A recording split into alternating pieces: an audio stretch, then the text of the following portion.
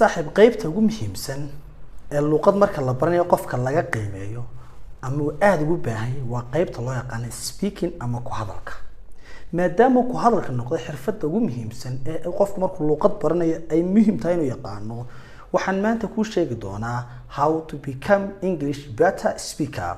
bal sida lagu noqdo qof luqadii English si fiican hadalkayga ku fiican oo yaqaana ama hadalkayga ku fiican marka saddex talaabaan ku sheegi doonaa saddexdan talaabo hadii aad xiiseynayso inaad barato ku hadalka luqadda Englishta fadlan samee barto qodobka koowaad marka qodobada waxaan ka soo qoray dadka luqadda u dhashay iyo kuwa dhigaa kadibna waan isku ilgeliyo soo koobay qodobka wuxuu ku leeyahay luqadda marka aad baranayso waxa samaysaa wax loo yaqaan relax oo macnaheedu yahay raaxayso what do I mean that taa maxaan uga jeedaa waxaan uga jeedaa luqadda marka aan baranayso ha iskaga dhigin wax aad u weyn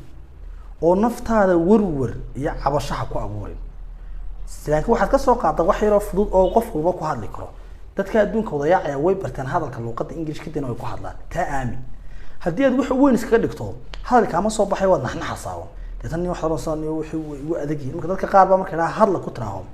ayaa way naxayaan dhiid baa ka soo yaacay kadibna wax adag bay iska dhigayaan wax yar oo simple ka soo qaad naftaadana waxaad ku dhahdaa anigu waan ku hadli karaa luqadda English si fiican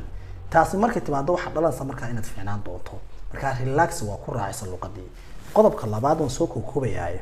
luqadii markaad baranayso be confident person noqo qof kalsooni la noqo kalsoonidu waa furaha guusha baa la dhahaa Soomaha kalsoonidu waa ta ka dhigaysa inuu hadalka soo baxo ha ka baqanin inaad khalad samayso don't try to be perfect hana isku day inaad noqoto qof markiiba ku fiicnaada way adduunka dadka joogo dhamoo fiicnaa adduunka dadka joogo oo dhami ma jira baa la qof si fiican wax ku sheegi kara laga reeba naftaada taa macnaheedu waa maxay ummadda isku mid maaha aniga waxba igama gelin dadku waxay ka leeysan ugu hadlayo qaar baa kale si xun baad ugu hadlaysaa English ayana you don't have good English I don't care about those people dadka ma kari garanayo laakiin adigu who you are and what you are adigu yaa tahay maxaa tahay adigu isqiimee naftaada deetan iyada kalsoonisi marka qodobkaas wuxuu ku leeyahay ha isku dayna noqoto perfect kalsooni samee khaladku waxa la mistakes are good for you khaladku adiga ku fiican yihiin qofka aan weligii yaalay khalad sameeyay baa dhahaa weligii waxba isku mudayeen marka dhiirigelintu waxa weeye ha baqanin kalsooni samee hadalka soo daa khalad dadku waxba kaama gelin laakiin adigu naftaada u noolow sidoo kale qodobkan waxa uu ku leeyahay marka aad doonayso qodobkan inaad samayso dadka aad la hadlaysana garo oo waa maxay salaam marka dariiqay meelaha iska joogto de luqad rasmi baa la iska hadlaa uma baahnaa jumlado qurux badan qorto uma baahnaa meesha rayti ma hadee eeg laba kala saara waxba erga waa khalad qof hadlay waa khalad in lagu rahaa waa khalad marka luqaddu qofku hadlayo dadka qaar baa halka uu qalday grammarka no meesha school maaha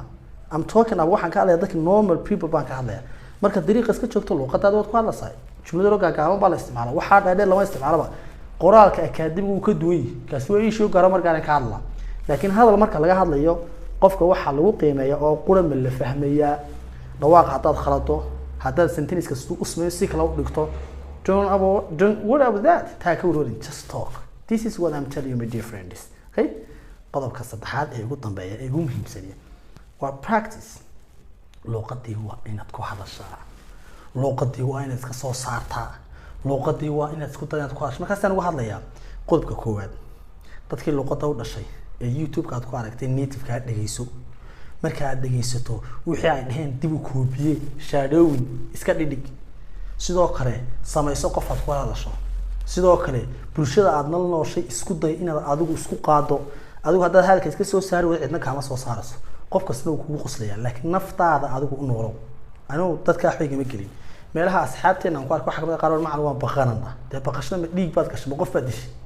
soo khaladka haddaad doonto khaladka soo daa